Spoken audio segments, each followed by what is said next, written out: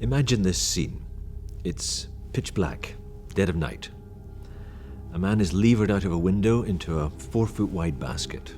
It's maybe as high as 60 feet off the ground. It would be fatal if he fell. And the cane woolen basket creaks under the strain of his weight. It crashes into vines and bushes growing on the wall on the way down. Maybe it's making too much noise, thinks the man sitting in the basket. Am I going to get through this alive? Is this my last night? Will my pursuers hear? Are they waiting for me at the bottom? After an eternity, through the darkness, the basket touches the ground, and out leaps a balding man in his 30s. Freedom? Not really. He just scuttles away into the dark desert night. This is the Apostle Paul. This is going to be one of the most powerful men in history. And look at him, scuttling away into the night.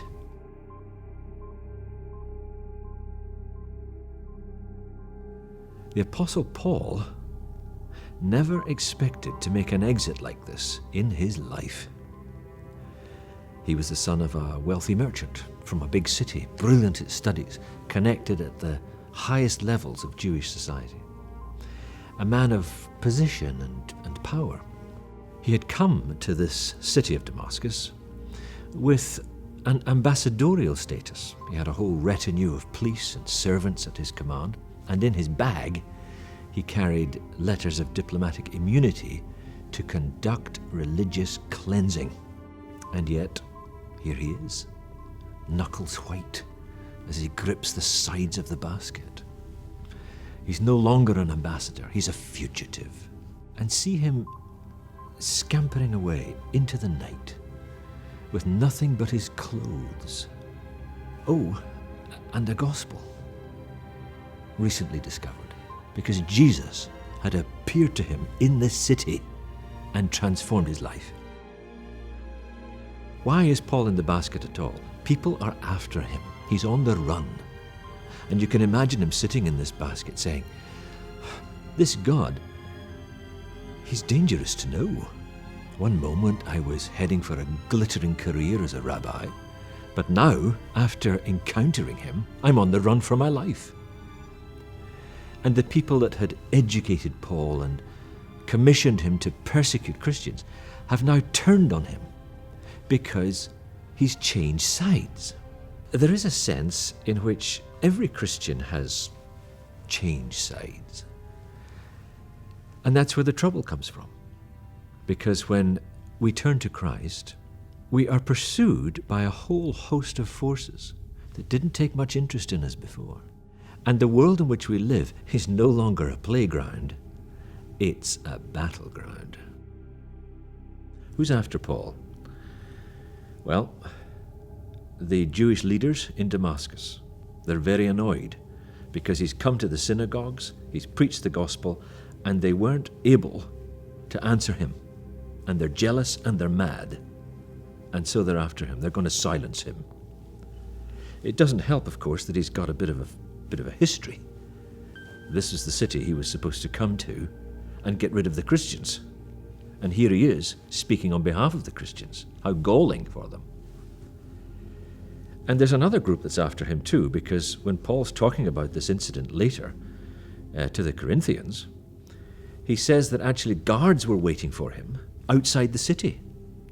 The guards of the king of Arabia, King Aretas. And this is probably because, he tells us in Galatians, that early on he went to Damascus, encountered Christ, and then he left Damascus and went into Arabia for 3 years. And then he came back to Damascus. So something happened in Arabia to annoy the king and pursue Paul. Probably Paul was preaching. He usually was. And everywhere he preached, he got into trouble. So it seems that King Aretas has his guards outside the city because King Aretas' writ did not run into Damascus. Paul is getting it from both angles. Inside the city, the religious leaders are after his neck. Outside the city, the guards from a king are waiting to arrest him. All because he has an incendiary gospel. And so Paul learns early on that the life of faith involves being pursued, and he was to be on the run for the rest of his life. This God is dangerous to know. And that's the meaning of the word persecution. It just means to be pursued. It's a verb. So we all sit in the basket with Paul. Something or someone is always after us, not because of who we are, but because of Christ in us.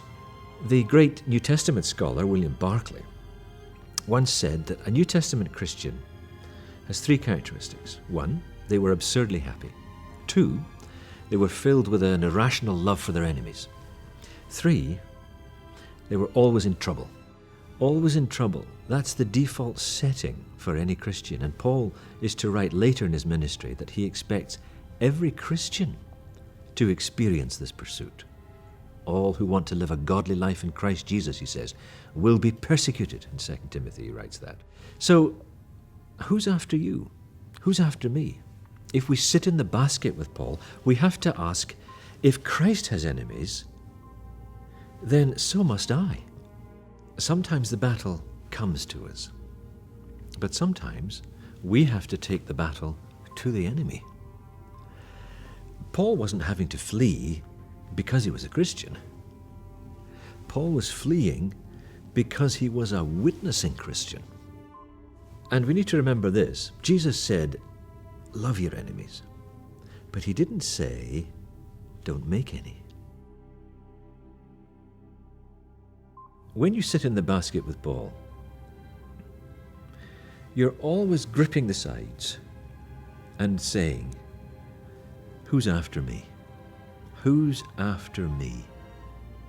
Somebody should be. We all should be in that basket at some point. And if someone isn't, we need to gently ask ourselves, why not? There was a preacher, Charles Spurgeon, who once said, the devil doesn't waste his time flogging a dead horse. And the persecuted of the world will testify that when you experience that pursuit, strangely, you will count it as your greatest honor. Maybe it's time to get back into the basket with Paul and ask, who's after me?